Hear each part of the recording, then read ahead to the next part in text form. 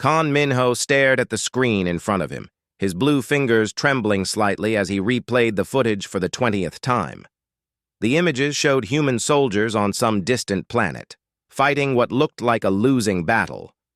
Their base was surrounded, their supplies were running low, and enemy forces were closing in from all sides.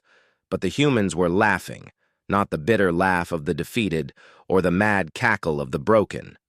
They were genuinely enjoying themselves, as if this deadly situation was some kind of game. One soldier even waved at the camera while ducking behind cover, grinning widely as energy blasts flew over his head. "This makes no sense," Minho muttered in his native language, then switched to Standard Galactic. "Dr. Yuna, you need to see this." Dr. Yuna glided over from her workstation, her tentacles gracefully moving her across the smooth floor of the observation deck. She was one of the best xenobiologists in the Galactic Council, known for her ability to understand even the strangest alien behaviors. But as she watched the human footage, her usually calm expression turned to one of deep concern.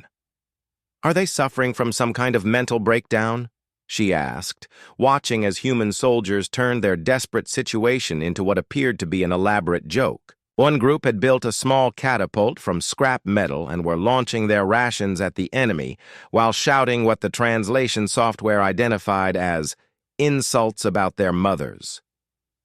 "That's what I thought at first," Minho said, pulling up more files. "But this isn't an isolated incident. Look at this battle from their colony on New Singapore. Same thing. They're outnumbered 3-1, cut off from reinforcements, and they're having fun." The second video showed human Marines defending a small outpost against waves of robotic attackers. Their commander, a young woman with short black hair, was coordinating the defense while simultaneously composing what appeared to be a song about the battle. Her soldiers were singing along between firing their weapons. "This is impossible," Yuna said, her tentacles curling in distress. "No species fights like this. War is serious. War is calculated. War is about resources and territory and survival.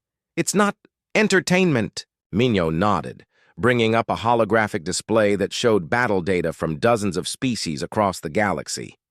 "Every other race follows predictable patterns. The Korthan fight with mathematical precision. The Zilani use overwhelming force to end conflicts quickly.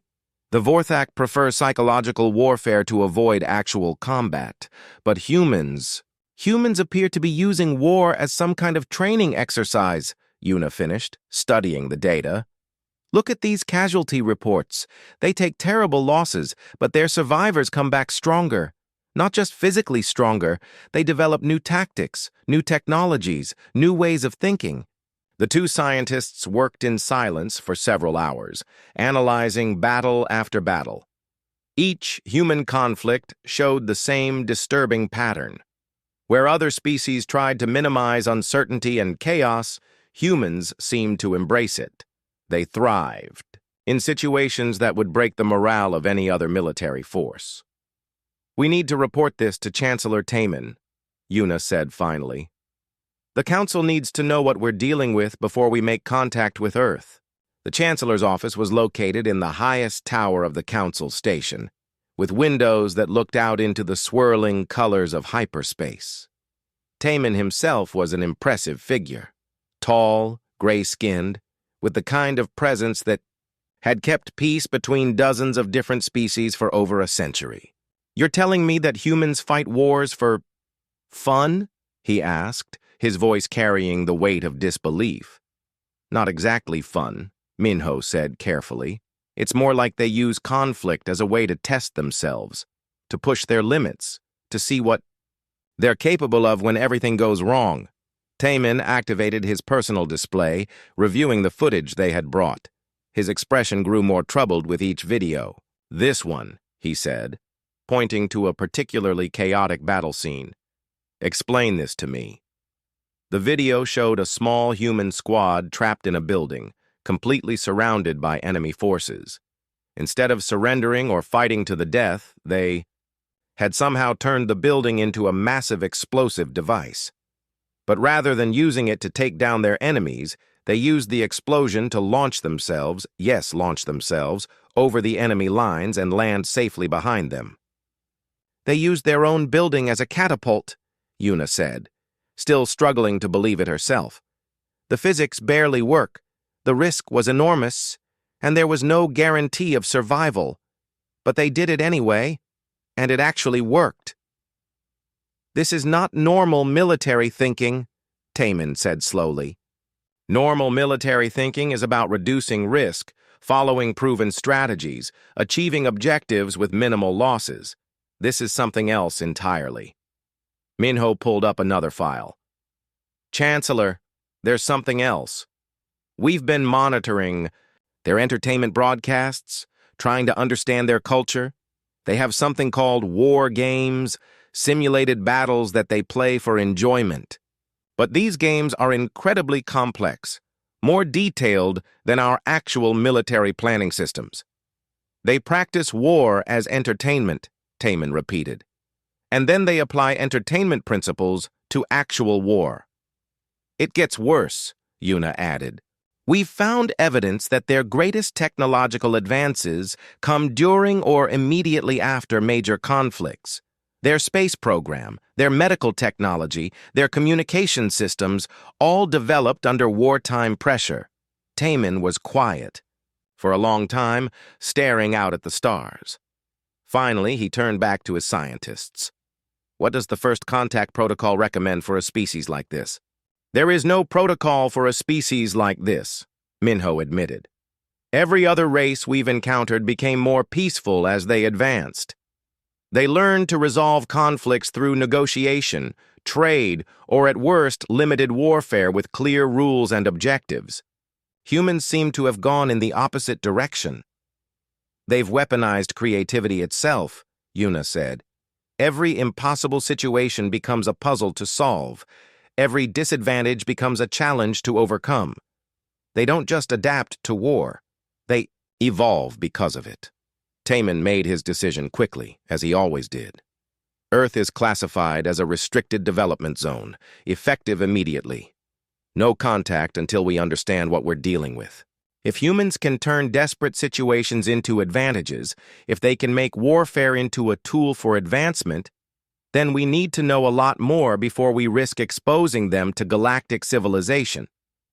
Or exposing galactic civilization to them, Minho said quietly. The Chancellor nodded grimly. Set up long-range monitoring stations. I want to know everything about how humans fight, how they think, and how they turn chaos into victory, because until we understand that, we have no idea whether they're going to be our greatest allies or our most dangerous enemies. As the two scientists left his office, Taman continued staring at the human footage. Somewhere in those chaotic battles was a truth that could change everything the galaxy thought it knew about war, peace, and the nature of civilization itself. And that truth terrified him more than any enemy fleet ever had. Captain Jiho checked his cloaking device one more time before stepping aboard the human transport ship. The technology made him completely invisible to human sensors, allowing him to observe them without being detected. He had volunteered for this dangerous mission because someone needed to see humans in action, not just watch old battle footage. The ship was heading to Titan, one of Saturn's moons, where human miners were fighting against corporate security forces. It should have been a simple conflict. Workers demanding better conditions, management refusing, typical resource disputes that happened across the galaxy. But intelligence reports suggested something much stranger was occurring. The human soldiers around him looked nothing like the disciplined armies Jiho was used to seeing. They were talking loudly, sharing food, playing games with small cards. Some were even sleeping, despite being just hours away from a combat zone. This level of casualness before battle was unthinkable among civilized species. "First time on Titan?" asked a voice behind him. Jiho spun around, his heart racing, before remembering that the soldier was talking to someone else. A young woman in combat gear was addressing a nervous-looking man who was clearly new to military service. "Yeah," the new soldier replied. "Commander Sora Kim says it's going to be a tough one. Corporate security has all the high ground, better weapons, more troops. The woman laughed. That's what makes it interesting.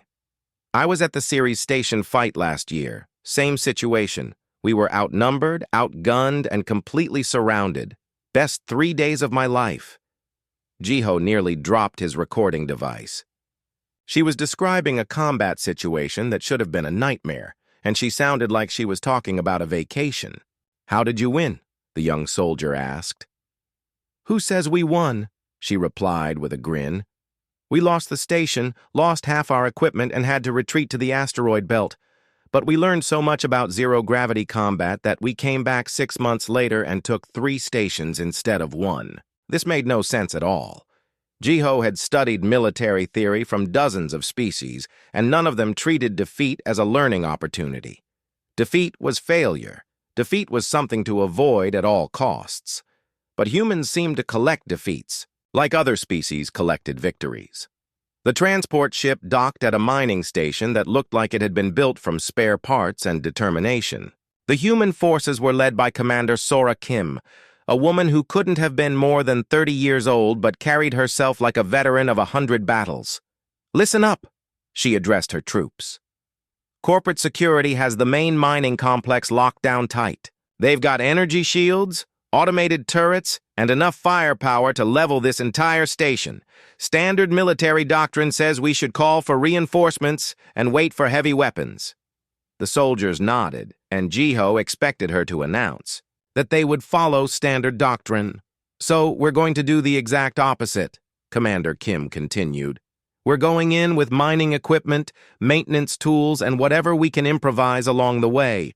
Because the one thing corporate security isn't prepared for is an attack that doesn't make sense. The cheer that went up from her troops was unlike anything Jiho had ever heard. These humans were excited about facing impossible odds with inadequate equipment. They were treating this like it was the best news they'd received all day. What followed was the most chaotic military operation Jiho had ever witnessed. Lieutenant Daeho led a team that turned mining drills into siege weapons. Sergeant Nari's squad used magnetic grapples designed for asteroid work to scale the outside of the corporate complex. Another group redirected the station's life support system to create a fog so thick that sensors couldn't penetrate it. Nothing they did should have worked. Every tactic violated basic military principles. They split their forces, abandoned their supply lines, and attacked the enemy's strongest points instead of their weakest ones. Jiho found himself taking notes not on successful strategies, but on successful impossibilities. The turning point came when the humans ran out of ammunition. In any normal army, this would have meant surrender or retreat. Instead, Sergeant Nari looked around at the mining equipment scattered throughout the complex and announced, "Time to get creative." What happened next would have been comedy if it hadn't been so effective. The humans turned ore processors into projectile launchers.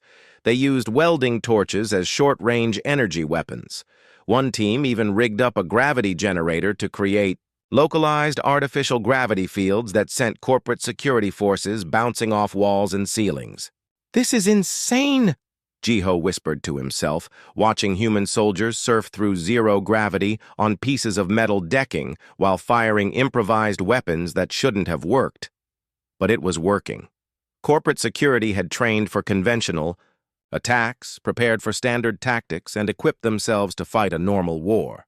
They had no idea how to respond to humans who treated the laws of physics as suggestions and military doctrine as a starting point for creative interpretation.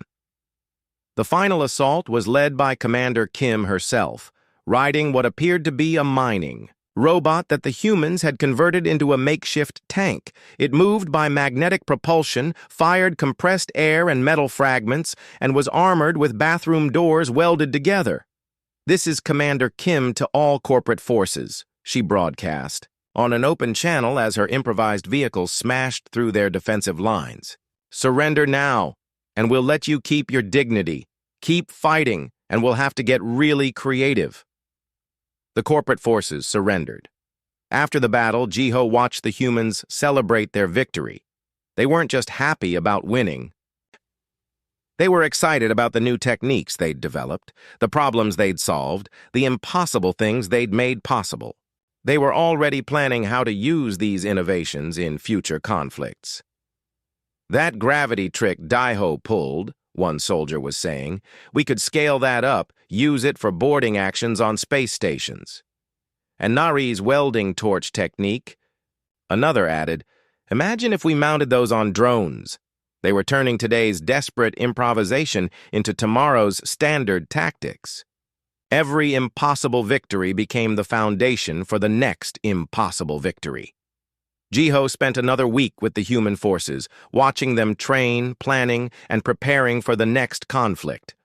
What he saw challenged everything he thought he knew about warfare, strategy, and the nature of civilization itself. Other species fought wars to win them and end them as quickly as possible. Humans fought wars to learn from them and become stronger because of them. They didn't just survive chaos, they transformed chaos into advancement. When Jiho finally returned to the Galactic Council, his report would change everything. But first, he had to figure out how to explain something that shouldn't exist. A species that had turned warfare itself into an engine of evolution. As his cloaked ship departed the Titan system, Jiho looked back at the humans continuing their impossible work. They were already planning the next battle, the next challenge, the next opportunity to turn disadvantage into innovation. And for the first time in his career as a military observer, Captain Jiho found himself wondering if his own species had been doing warfare wrong all along. General Hyunwoo stood in the center of the most advanced war simulation chamber in the galaxy, watching his carefully planned battle fall apart for the 15th time. The holographic battlefield around him flickered and reset as the simulation ended in yet another catastrophic failure. "Run Scenario 16, he commanded, his voice tight with frustration. The chamber hummed to life, creating a perfect replica of the Titan mining conflict that Captain Jiho had observed. Hyunwoo had programmed every detail: the station layout, the equipment available, the number of troops on each side. He'd even given his AI commander the same impossible objectives that Commander Sora Kim had achieved. The result was always the same: total failure. "AI Commander, explain your tactical decisions," Hyunwoo said, as his simulated forces were defeated once again. "General, the mission parameters are impossible," the AI responded in its perfectly logical voice. "Standard military. Doctrine requires overwhelming force advantage for this type of assault. The human tactics violate 17 basic principles of warfare and have a calculated success probability of 0.03%. But the humans succeeded with a 100% success rate," Hyunwoo pointed out. "That is why I have requested additional data. The human success must be the result of factors not included in the simulation." Dr. Yoonji entered the chamber as the hologram faded away. As the Council's leading expert on alien psychology, she had been studying human behavior patterns for months, trying to understand what made them so different from every other known species. "Any progress?" she asked, though his expression had already given her the answer. "None," Hyunwoo admitted. "I've tried everything. I've programmed the AI with human tactics, human equipment, even human battle cries. Nothing works. The AI cannot replicate their success because the AI cannot understand their thinking." Dr. Yoonji nodded thoughtfully. "That's because you're assuming humans fight wars to win them. Of course they fight to win. Every species fights to win." "No," Yoonji said, activating her own holographic display. "Every other species fights to win. Humans fight to test themselves. Look at this data." The display showed hundreds of human conflicts throughout their history. Pattern after pattern emerged, but none of them matched standard military logic. "Here," Yoonji pointed to a major battle from Earth's history. Humans with superior numbers and equipment deliberately split their forces to create a more challenging fight. Here, they abandoned defensive positions to engage in riskier but more innovative tactics. And here, they turned down opportunities for easy victory in favor of testing new strategies. Hyunwoo studied the data with growing amazement. You're saying they make their wars harder on purpose? Not harder, more educational. Every human conflict is actually a learning laboratory. They're not trying to defeat enemies efficiently. They're trying to discover what they're capable of under pressure. Admiral Dong-yun burst into the chamber, his usually calm demeanor replaced by obvious alarm. General Dr. Yunji, we have a problem, a big one. He activated the main display, showing recent intelligence from Earth. Human military development has accelerated beyond all predictions. In the 6 months since the Titan conflict, they've developed 17 new technologies, reorganized their entire fleet structure, and begun what they're calling advanced combat innovation exercises. The images showed human military units engaging in battles that looked more like scientific experiments than traditional warfare. They were deliberately putting themselves in impossible situations, then documenting how they solved them. They're not preparing for war, Admiral Dong-hyun continued. They're preparing for problems that don't exist yet. They're creating artificial challenges to force themselves to evolve. Dr. Yunji pulled up more files. It's not just military development. Look at their civilian technology, medical advances, transportation improvements, communication systems, all of them trace back to innovations developed during their conflicts. This is what I was afraid of, said a new voice from the chamber entrance. Counselor Ji-won glided into the room, her expression grave.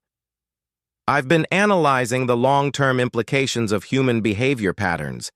If they continue developing at this rate, they'll surpass our technology within decades, not centuries. General Hyunwoo felt a chill run down his spine. The Galactic Council had maintained peace and stability for thousands of years by ensuring that no single species became too powerful. But humans weren't becoming powerful through conquest or resource accumulation. They were becoming powerful through continuous self-improvement.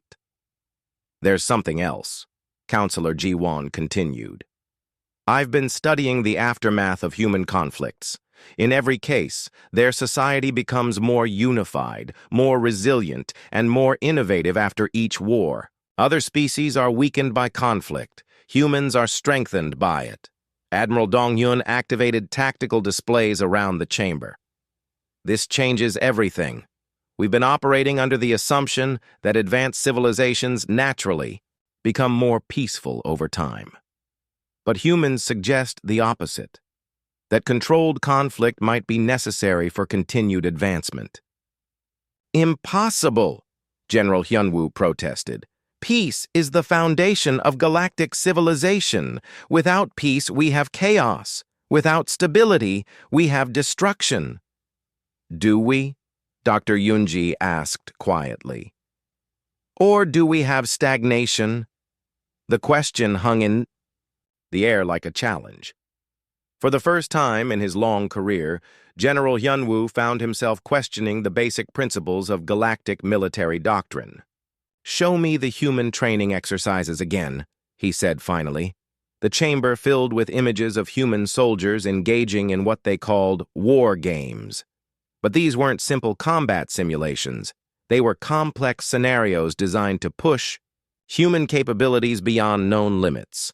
Soldiers were given impossible missions with inadequate resources, then evaluated not on whether they succeeded, but on how creatively they approached the problems. Look at this, Dr. Yunji highlighted, a particular exercise. They call it failure analysis training. They deliberately create situations where their soldiers will fail, then study how they fail, what they learn from failure, and how they adapt. They've weaponized failure itself, Counselor Ji-won observed. They turn defeat into data, setbacks into solutions. General Hyunwoo ran one more simulation, but this time he programmed it differently. Instead of trying to replicate human success, he tried to replicate human thinking. He told the AI not to win, but to learn, not to avoid risks, but to embrace calculated chaos. The simulation ran for 3 hours. When it ended, the AI had not only achieved the mission objectives but had developed 6 new tactical innovations that didn't exist in any galactic military database. Remarkable, General Hyanwu whispered. When the AI stopped trying to avoid failure and started trying to learn from challenges, it became creative. Admiral Dong Yun looked at the results with a mixture of admiration and fear. If we can replicate this, we could revolutionize galactic military doctrine. But if humans continue developing without limits, they could revolutionize galactic civilization itself. The question, Counselor Jiwan said, is whether that's something we should fear or something we should hope for. As the 3 officers stood in the simulation chamber, surrounded by evidence of human innovation and adaptability, each of them privately wondered the same thing. Had the galaxy become too peaceful for its own good? Had they traded progress for stability, growth, for safety? And if humans represented what they had lost, what did that mean for the future of galactic civilization? The answers to those questions would determine whether humanity would be welcomed as teachers or feared as threats. But one thing was becoming clear. Ignoring them was no longer an option. Dr. Sunho knew he was breaking every protocol in the Galactic Council Handbook, but the questions about human behavior had become too important to ignore. In the deepest levels of the research facility, far from the oversight of cautious administrators, he had built something that had never existed before, a testing chamber designed to study human responses to extreme stress. "Are you certain about this?" asked Dr. Minji, checking the biometric scanners one final time. "If the council finds out we're experimenting on humans—" "We're not experimenting on humans," Dr. Sunho corrected. "We're observing human behavior in a controlled environment. There's a difference. The difference was mostly legal technicalities, but it was enough to keep them out of prison if things went wrong."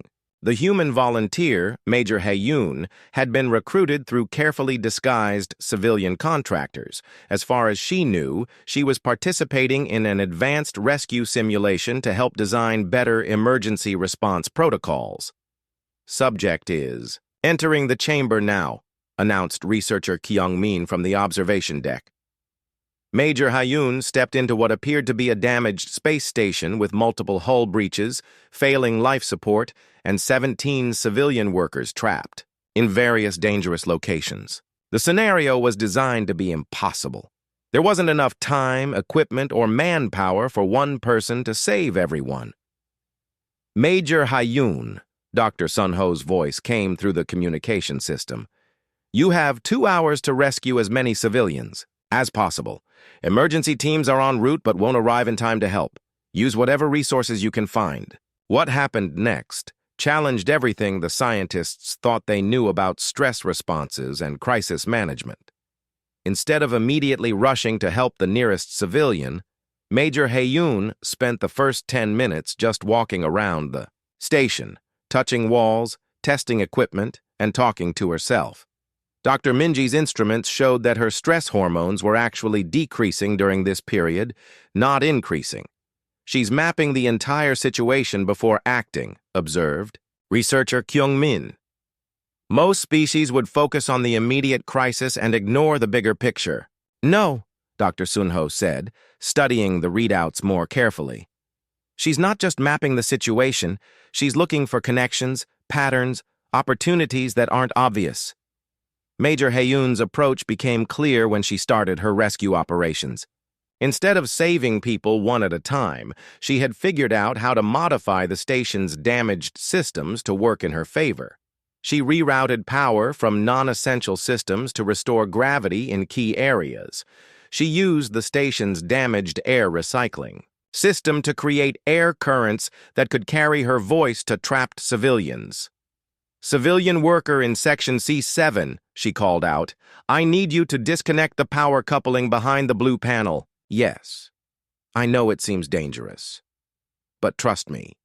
Dr. Minji watched in amazement as Major Hae-yoon coordinated the trapped civilians to help rescue themselves. Instead of viewing them as helpless victims, She was treating them as additional resources. "This is unprecedented," Dr. Minji whispered. "She's turning the victims into rescuers." Within an hour, Major Hyun had not only rescued all 17 civilians, but had also restored life support to the entire station, established communication with the outside, and created a triage medical facility using supplies she'd improvised from station equipment. "Time remaining, 57 minutes, Dr. Sunho announced. "Great," Major Hyun replied cheerfully. "I think I can get the main power back online and maybe fix the navigation system too. These people are going to need a way to get home." The scientists in the observation deck stared at each other in shock. She wasn't just completing the mission, she was exceeding it by orders of magnitude while treating the whole experience like an engaging puzzle. "Major Hyun," Dr. Sunho said carefully, "this was a test scenario. The civilians were holographic projections. The station damage was simulated." There was a pause.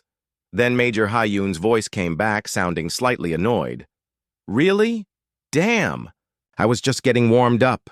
Can we run it again with more variables? Maybe add some hostile forces or a few more system failures?" Dr. Minji's instruments showed something that should have been impossible. Major Hyun's stress response indicators had actually improved during the crisis. Her cognitive function had increased, her reaction times had gotten faster, and her creative problem-solving abilities had enhanced rather than degraded under pressure. "Dr. Sunho," researcher Kyung-min said quietly, "I think we need to look at the long-term data." They pulled up the biological monitoring data from the past 2 hours and compared it to baseline measurements from other species. The differences were staggering. Most galactic species showed predictable stress responses: elevated heart rate, decreased cognitive function, tunnel vision, and reduced creative thinking under pressure. These were normal, healthy survival mechanisms that helped individuals focus on immediate threats. Human stress responses were the exact opposite. "Look at these neurological scans," Dr. Minji said, highlighting areas of brain activity. "Under pressure, human brains don't shut down non-essential functions. They accelerate them. Stress makes them think faster, not slower." "And these hormonal profiles," researcher Kyung-min added. "Human adrenal systems don't just provide short-term energy for fight-or-flight responses. They're designed for sustained, peak performance over extended periods." Dr. Sunho stared at the data in growing amazement. "They're not just adapted for warfare. They're adapted for continuous high-stress environments. Their entire biology is optimized for sustained crisis management." "But why?" Dr. Minji asked. "What kind of evolutionary pressure would create this?" The answer came from an unexpected source. Major Hyun had remained in the chamber, studying the simulated station systems with obvious fascination. "Dr. Sunho," she called out, "can I ask you something? This simulation is incredibly detailed. You must have spent years developing these crisis scenarios. Do you run these tests often?" "Why do you ask?" "Because this is exactly the kind of training we need. Most military exercises are too predictable, too safe. But this pushes you to think differently, to see possibilities that aren't obvious. If you could create scenarios like this regularly, with different variables each time, you could train people to handle literally anything." Dr. Sunho felt a chill of understanding. "Major, how often does your military conduct training exercises?" "Constantly. We've got war games running somewhere in the system every day. Combat simulations, crisis response drills, impossible scenario training. We're always looking for new challenges, new ways to test our limits." "And do you enjoy this training?" "Enjoy it?" Major Hyun laughed. "Doctor, this is the best part of the job. Every impossible situation is a chance to discover what you're really capable of. Every crisis is an opportunity to become better than you were before." The three scientists looked at each other as the truth became clear. Humans hadn't developed these abilities despite their tendency toward conflict. They had developed them because of it. Their entire species had evolved in an environment of constant challenge, turning stress and crisis into tools for advancement. "We need to expand the testing," Dr. Sunho said finally. "Not just individual responses, but group dynamics. How do humans work together under pressure? How do they coordinate during chaos? And we need to test their limits," Dr. Minji added. "If crisis makes them stronger, what happens when we give them truly impossible scenarios?" "That's the wrong question," researcher Kyungmin said quietly. "The right question is, what happens to a species that learns to thrive on the impossible?" As Major Hyun continued exploring the simulation chamber, treating each system like a fascinating puzzle. To solve, the scientists began to understand why the Galactic Council was so afraid of human contact. Humans didn't just survive chaos. They converted chaos into evolution. And if they ever shared that ability with the rest of the galaxy, it would change everything about how civilized species understood growth, progress, and the nature of advancement itself. The question was no longer whether humans were dangerous. The question was whether the galaxy was ready for what humans could teach them. The emergency session of the Galactic Council had been called at the highest priority level, something that hadn't happened in over 300 years. Representatives from every major species filled the great chamber, their concerned voices echoing off the crystalline walls as they waited for the session to begin. Ambassador Wu Jin stood at the central podium, holding data files that would change everything the galaxy understood about civilization, progress, and the price of peace. Behind him, massive displays showed images of human conflicts, technological developments, and social evolution patterns that defied every known model of species advancement. "Fellow counselors," Ambassador Wu Jin began, his voice carrying clearly through the chamber's perfect acoustics, "we are here because we have discovered something that challenges the fundamental assumptions upon which our galactic civilization is built." Murmurs rippled through the assembly. The Zalani representative shifted nervously, her crystalline features reflecting the chamber's lights. The Korthan delegation exchanged worried glances, their mathematical minds already trying to calculate the implications of whatever they were about to learn. "For the past year, we have been studying humanity," Wu Jin continued. "What we have learned is not just about them, but about ourselves, and about the choices we made long ago that shaped who we have become." He activated the first display, showing the peaceful, orderly cities of various galactic civilizations. Beautiful, efficient, stable societies where conflict was rare and problems were solved through careful planning and established procedures. "This is what we achieved," Wu Jin said. "Perfect peace, optimal resource distribution, stable populations, predictable social development. We eliminated war, reduced chaos, and created the most harmonious multi-species civilization in known history." The counselors nodded approvingly. This was their greatest achievement, the foundation of everything they had built. "But there was a cost," Wu Jin said, activating the second display. This screen showed technological development curves for every species in the galaxy. The pattern was identical across all civilizations: rapid advancement until they achieved peace and stability, followed by gradually slowing progress until technological development essentially stopped. "Every species in this chamber reached what we call the pacification point," Wu Jin explained. "The moment when they chose security over growth, stability over innovation, peace over progress." Historian Chae-young stepped forward from the council archives.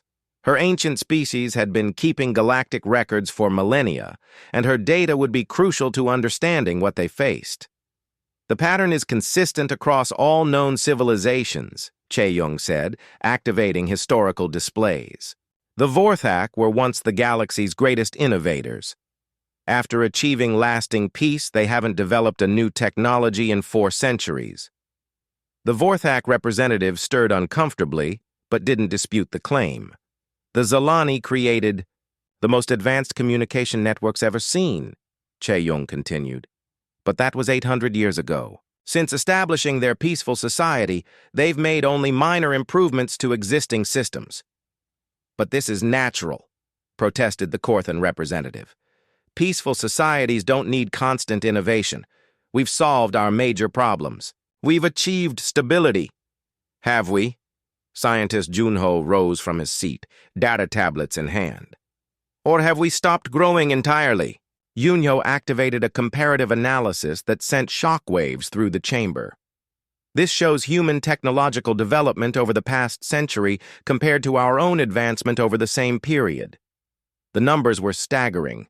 While galactic civilization had made incremental improvements to existing technologies, humans had fundamentally reinvented entire fields of science multiple times in the space of a few decades. But they're constantly at war, objected the Zalani representative. Surely that's not sustainable. That's exactly the point, Wu Jin said. They're not at war in the way we understand war. They've created a system where controlled conflict drives continuous advancement. Every challenge becomes an opportunity for growth. Every crisis becomes a laboratory for innovation. The chamber fell silent as the implications sank in. For thousands of years, galactic civilization had operated under the principle that peace and stability were the highest achievements of any advanced society. But humans suggested something radically different, that challenge and controlled chaos might be necessary for continued evolution. Are you suggesting we abandon peace? Asked the elderly Nethys representative, her voice filled with alarm. I'm suggesting we've misunderstood what peace actually means, Wu Jin replied.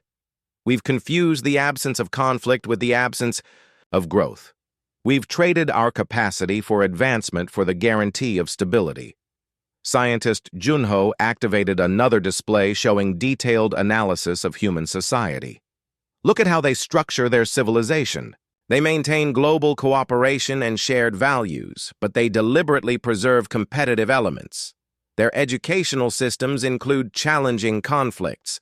Their entertainment includes complex strategic thinking. Their work environments encourage creative competition. They've built constructive conflict into the foundation of their society, Chae-young added. Not destructive warfare, but beneficial challenges that force continuous adaptation and improvement. The implications were becoming clear, and they terrified many of the council members. If humans were right, if controlled conflict was necessary for continued advancement, then galactic civilization had been stagnating for centuries. There's something else, Wu Jin said, activating the final display. Our analysis suggests that galactic civilization is approaching a critical decision point. Our current trajectory leads to continued stagnation and eventual decline. Without new challenges to drive innovation, we'll gradually lose our ability to solve complex problems. The display showed projection models that painted a grim picture. Within a few centuries, galactic civilization would face problems, resource depletion, environmental changes, technological challenges, that they would no longer have the innovative capacity to solve. But if we incorporate human methodologies, scientist Junho said, if we learn to use controlled conflict as a tool for advancement, we could reverse this trend. You're talking about changing the fundamental nature of galactic civilization, the Corthan representative said slowly. Everything we've built is based on the elimination of conflict. No, Wu Jin corrected. Everything we've built is based on the elimination of destructive conflict. Humans have shown us that there's a difference between chaos that destroys and chaos that creates. The debate that followed lasted for hours. Some representatives argued for maintaining the status quo, insisting that peace and stability were worth more than technological advancement. Others worried about the risks of introducing conflict back into societies that had evolved beyond it. But gradually, a consensus began to emerge. The evidence was too strong to ignore. Human innovation rates, their ability to solve impossible problems, their success in turning disadvantages into advantages, all of it pointed to a fundamental truth that the galaxy had forgotten. We fear human war zones, Wu Jin said in his closing statement, not because they're violent, but because they're effective. They represent everything we gave up when we chose safety over growth. They show us what we could have been if we had learned to harness chaos instead of eliminating it. The vote was closer than anyone expected, but it passed. The Galactic Council would initiate contact with humanity, not as potential threats to be contained, but as teachers who might hold the key to galactic civilization's continued survival and growth.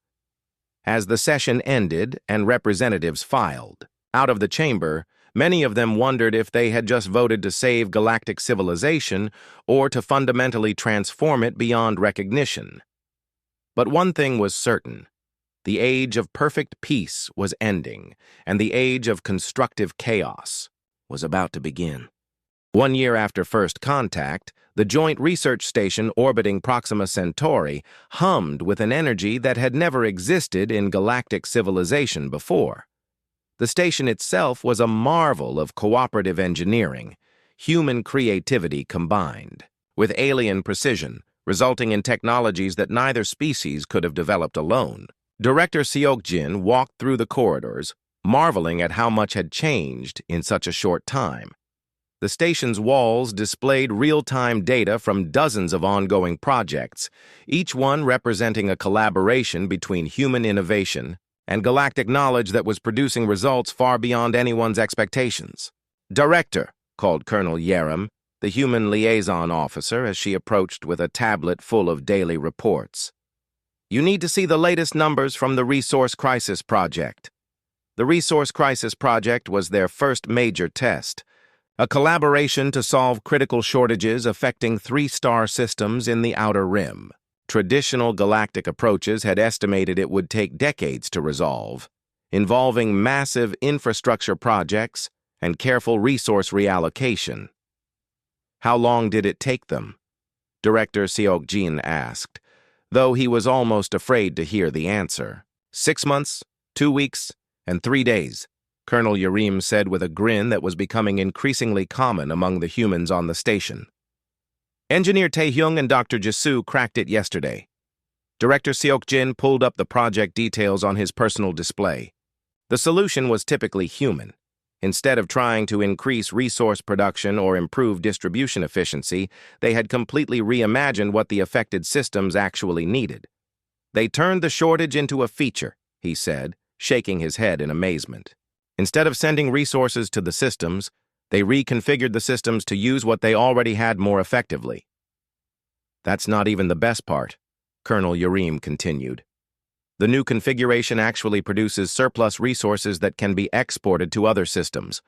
They turned a crisis into an opportunity for expansion.